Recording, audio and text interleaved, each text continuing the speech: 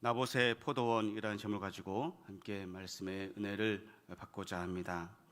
오늘 본문의 불의에 대해 굽히지 않는 삶을 살다가 권력에 의해 순교당한 나봇이라는 평범한 농부의 모습이 기록되어 있습니다.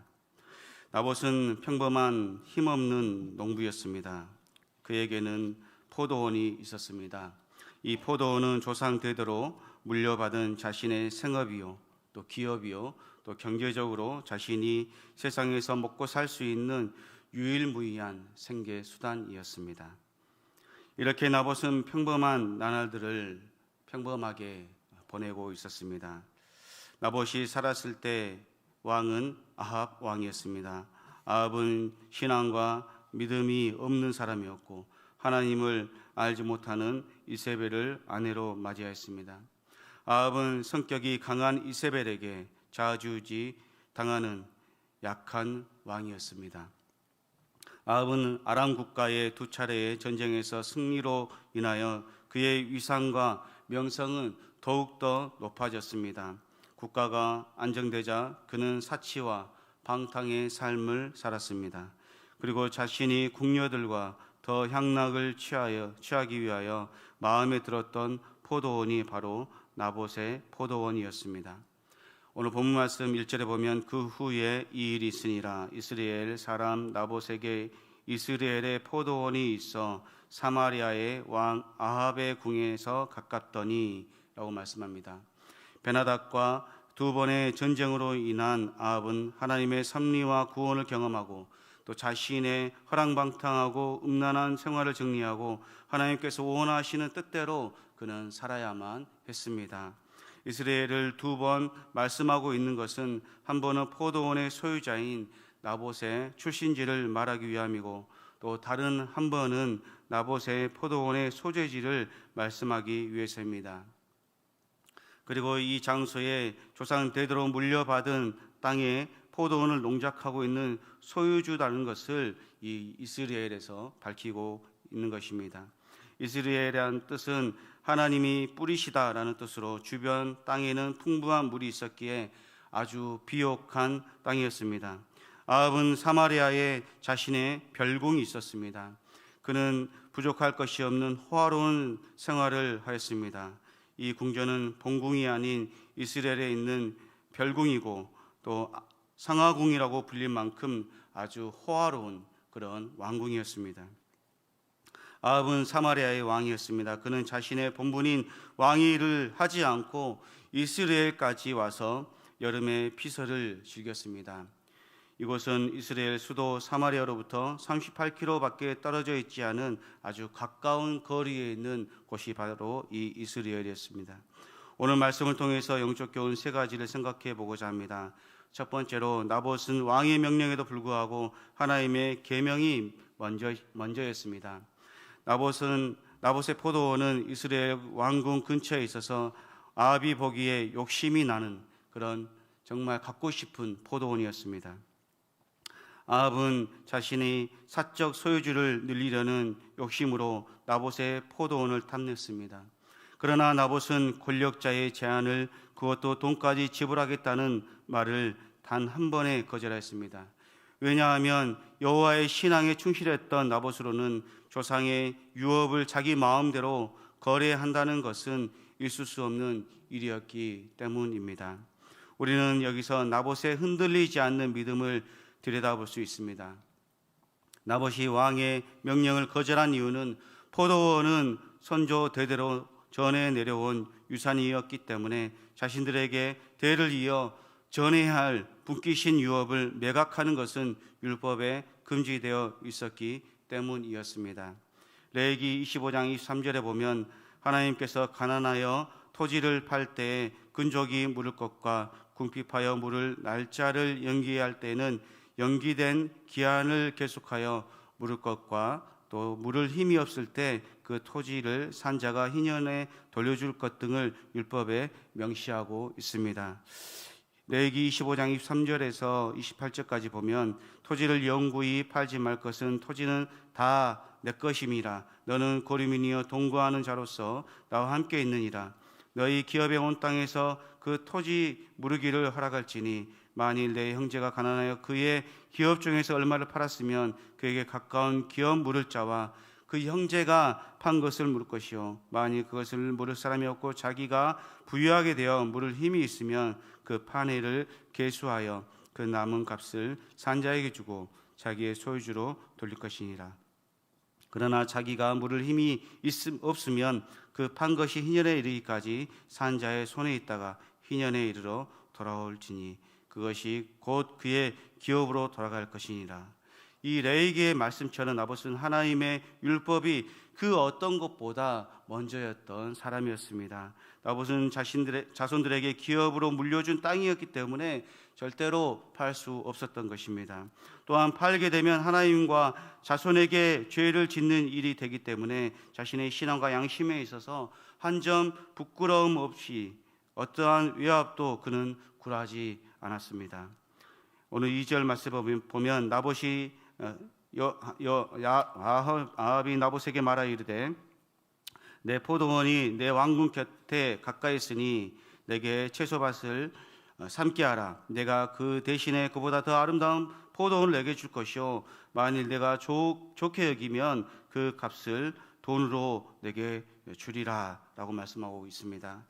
이스라엘 백성들이 소유한 땅은 삶을 살아가기 위해서 농작을 하는 것을 그 이상으로 영적인 큰 의미가 있습니다.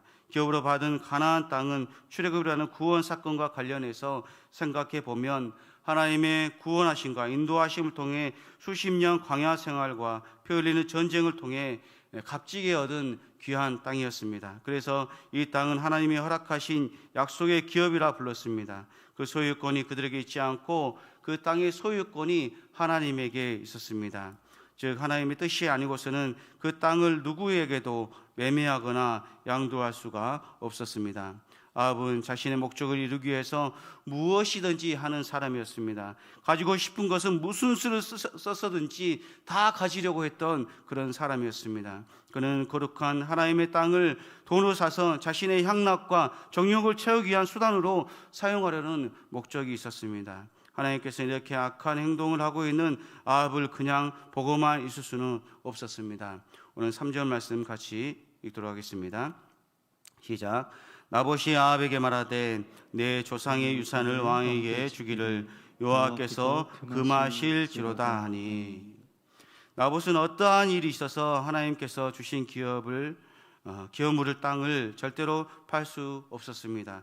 그는 아무리 큰 돈을 준다고 해도 명예를 준다고 해도 권력을 준다 해도 절대로 하나님의 땅을 하나님의 자리를 세상의 자리에서 빼앗길 수 없었습니다. 나봇은 왕의 명령이 두려웠지만 그래도 자신의 기업을 팔 수는 없었습니다. 나봇은 지금 아합에게 이렇게 말하고 있습니다. 지금 당신이 나에게 팔라고 하는 땅은 본래 내 것이 아니기에 내가 팔고 사고 할 성격의 것이 아닙니다.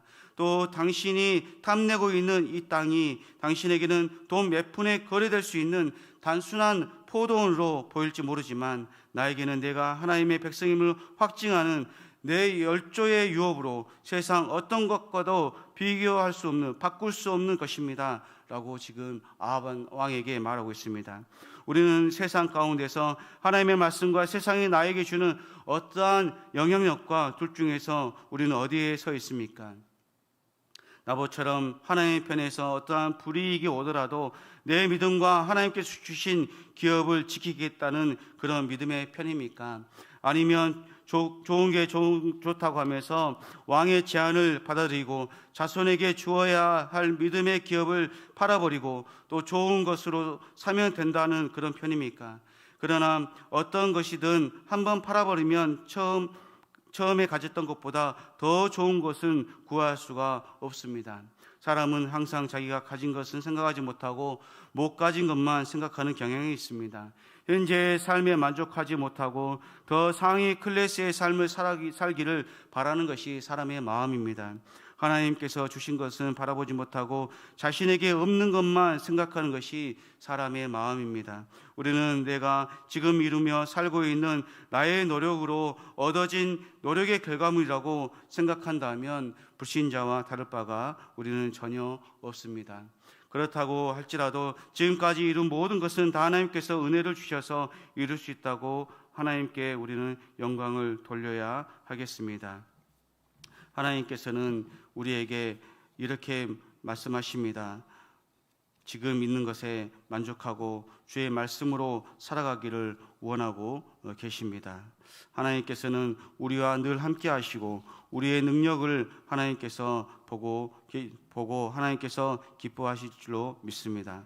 우리 열왕기상 21장 4절에 보면 다시 한번 같이 읽겠습니다. 시작. 이스라엘 사람 나봇이 아합에게 대답하여 이르기를 내 조상의 유산을 왕에게 줄 수 없다 하므로 아합이 근심하고 대답하여 왕궁으로 돌아와 침상에 누워 얼굴을 돌리고 식사를 아니하니. 아합은 지금 자기의 잘못을 지적한 나봇의 말을 듣고 잘못을 깨닫지 못하고 도리어 마음이 상하여 화를 내고 있습니다. 이는 아합의 완악함과 패역함이 잠깐의 실수가 아니라 그의 인격과 삶 자체가 욕심과 탐욕과 탐심과 자기가 가지고 싶은 모든 것은 사람을 죽여서라도 빼앗고자 하는 간악한 성품을 가진 사람이었습니다. 아합은 마치 어머니에게 자신이 할 수 없는 일을 시시콜콜하게 이르는 어린아이처럼 그렇게 처신했습니다. 이것은 마치 투정하는 어린아이가 갖고 싶은 것을 못 갖게 하자 심통난 아이처럼 식사를 거부하고 누워버리는 그런 어린 행동을 하고 있는 것입니다. 아합의 행동은 왕임에도 불구하고 아직 성숙하지 못한 행동을 보이고 있습니다. 이세벨은 두로 출신으로서 전제 군주적 성격과 또 강하고 잔인한 폭군 아버지 밑에서 이세벨이 자랐기 때문에 남편의 모습이 너무나도 어리석게 보였습니다. 아합은 지금 자기가 가진 것은 생각하지 못하고 자기가 못 가진 것만 보고 빼앗으려고 하고 있습니다. 두 번째로 이세벨은 나봇의 포도원을 갖기 위해 음모를 꾸몄습니다. 오늘 21장 본문 아니지만 8절에 보면 아합의 이름으로 편지를 쓰고 그인을 치고 봉하여 그 성읍에서 나봇과 함께 사는 장로와 귀족들에게 보내니라고 말씀하고 있습니다.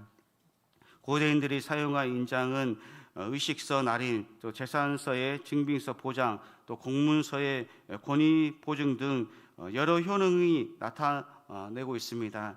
여기서 이세벨이 거짓 편지를 쓴 후에 아합의 도장으로 인친 것도 그 내용이 의심할 바 없는 사실임을 표시하기 위해서였습니다.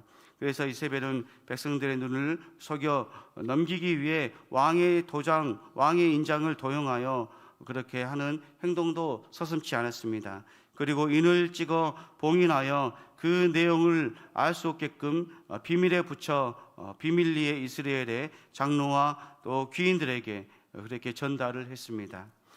귀인들은 당시 문서를 담당하여 서류가 날조되었는지 감정하는 귀족의 장관들이었습니다. 이세벨의 편지 내용은 금식을 선포하고 나봇을 백성들 가운데 안치라라는 것이었습니다. 그리고 제목으로 하나님과 왕을 저주했다는 누명을 아무 죄 없는 나봇에게 덮어 씌웠습니다. 당시의 사람들은 사형시키기 위해서 신명기 17장 6절에 이렇게 두세 명의 증언이 요구되는 것을 율법으로 규정하였습니다. 죽일 자를 두 사람이나 세 사람의 증언으로 죽일 것이요 한 사람의 증언으로 죽이지 말 것이며 라고 말씀하고 있습니다. 장로와 귀인들은 이세벨의 지시와 편지에 쓴 내용대로 금식을 선포하고 나봇을 백성들 가운데 앉혔습니다. 왕상 21장 9절에서 11절에 보면 그 편지 사연을 이르기를 금식을 선포하고 나봇을 백성 가운데 높이 앉힌 후 불량자 두 사람을 그의 앞에 마주 앉히고 그에게 대언하여 증거하기를 내가 하나님과 왕을 저주하였다 하게 하고 곧 그를 끌고 나가서 돌로 쳐 죽이라 했더라. 그 성읍 사람 곧 그의 성읍에 사는 장로와 귀족들이 이세벨의 지시 곧 그가 자기들에게 보낸 편지에 쓴 대로 하여 라고 말씀하고 있습니다. 아합은 자신의 욕심과 또 탐욕을 채우기 위해 아무 잘못 없는 나봇을 법정에 서게 하고 이세벨의 음모와 또 장로와 또 귀족들의 결탁으로 한 사람의 지방과 재산을 송두리째 빼앗는 그런 결과를 낳게 하였던 것입니다. 하나님께서는 이런 나봇의 모습을 보고 하나님께서는 그냥 그를 두지 않으셨습니다. 우리 세 번째로 보면은 나봇은 한 사람의 욕심 때문에 희생을 당했다라는 것입니다. 21장 왕상 21장 21절에 보면 여호와의 말씀이 내가 재앙을 내게 내려 너를 쓸어버리되 내게 속한 남자는 이스라엘 가운데 매인자나 노인자를 다 멸할 것이요 라고 말씀하고 있습니다. 하나님께서 아합의 죄를 엘리야를 통해 물으시고 반드시 징벌한다라고 말씀합니다. 악은 절대로 숨겨지지 않고 반드시 드러나게 되어져 있습니다. 사람이 아무리 그 악함을 감추려고 해도 하나님께서 드러내시면 사람이 막을 방법이 없습니다. 사실 나봇의 죽음은 믿음을 지키고자 하는 순교와 다를 바가 없습니다. 우리는 세상 속에 살아가면서 어떠한 일에 부딪힐 때 자꾸 믿음과 갈등 속에서 세상을 택하고 또 믿음을 저버리는 경우가 많이 있습니다. 그러나 정말 지켜야 할 것은 하나님께서 주신 믿음입니다. 또 믿음의 기업입니다. 또 천국입니다. 우리의 본향입니다. 하나님의 나라는 이미 우리에게 임하였다라고 말씀하고 있습니다. 그런데 우리는 여전히 그 나라, 복된 나라, 믿음의 나라, 하나님의 나라를 얼마나 누리며 우리의 삶 가운데 살아가고 있습니까?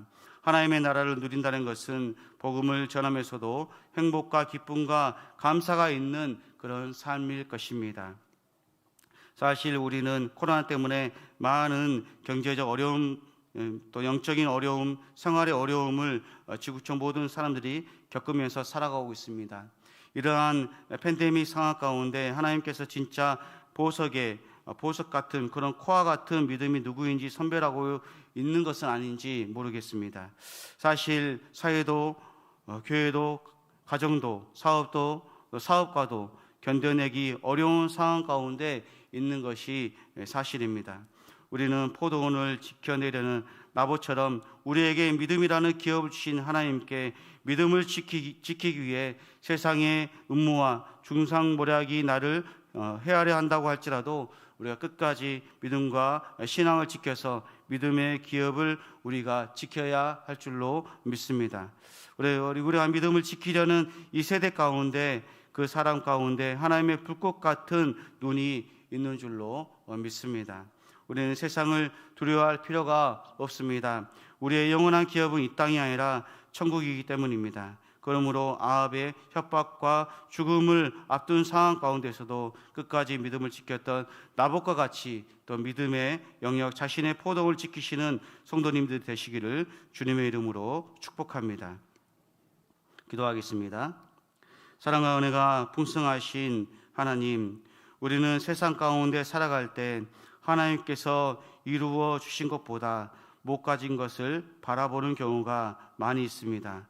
작은 것에 감사하는 믿음과 신앙이 될 수 있도록 하시고 또 믿음을 지키기 위해서 죽음을 선택할 수밖에 없었던 나봇의 믿음을 따라 세상 속에서 손해보는 일이 있더라도 우리가 끝까지 믿음을 택함으로 하나님께 영광을 돌리는 삶을 살아갈 수 있게 하옵소서. 이 모든 말씀 우리 주 예수 그리스도 이름으로 기도하옵나이다. 아멘.